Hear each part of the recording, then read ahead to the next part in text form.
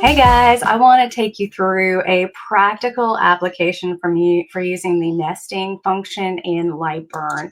I've seen it happen really well. I've seen it go really badly, but here is how I approach it and what I actually use it for. So let's say I am making a sign and I'm cutting out some big letters out of acrylic, and I really only have about a 10 by 10 inch sheet of material that I'm going to be using. So let's go 10 by 10. I'm going to put that at 0 and 0 on my workspace so that I have that available for me. Now I've typed out the name of the person that I'm making the sign for. I'm going to go ahead and change these to a path so that it is not text. And then I can move it more easily. The other thing I'm going to go in here and do is group these so that I don't lose the centers, which I'm probably going to lose the centers when I nest, but I'll have a copy of them. So I am just selecting both and grouping them together. All right, now that that is done, I'm going to select the name. I'm going to select the material, or what I've got as a box representing my 10 by 10 inch piece of material.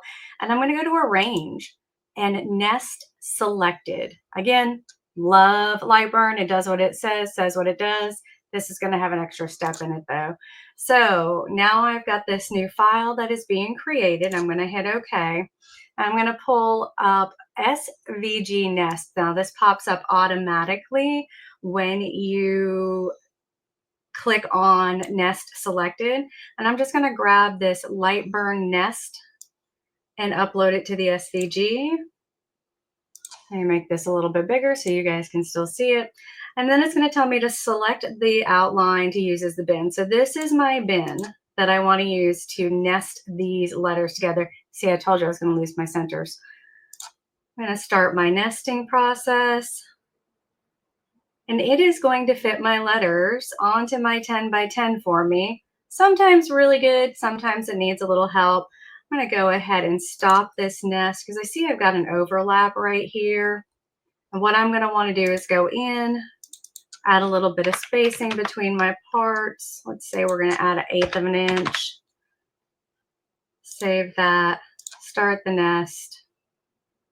That looks a little bit better. And it's going to keep going until you stop it. So once you see something that looks pretty decent, go ahead and hit Stop Nest. And we're going to go ahead and download that new SVG. So SVG, I've done this a few times today. SVG output 4. Just going to go ahead and save that. I'm going to reduce this. I'm going to close this.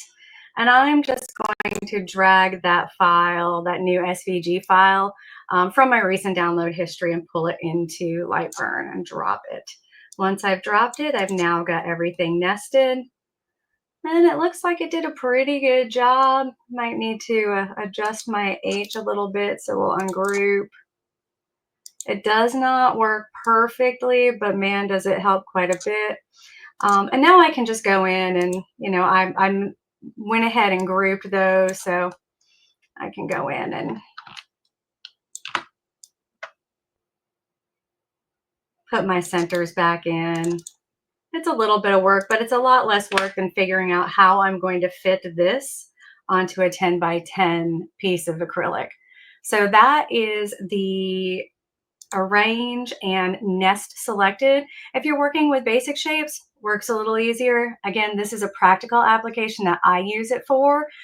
You can go ahead and like and subscribe for more quick tips in LightBurn. I also have a LightBurn boot camp coming up for you guys in mid-May, so that'll be the 20th to the 21st. Go to joneslasercraft.com and sign up and learn every single one of these little guys on here. Talk to you soon.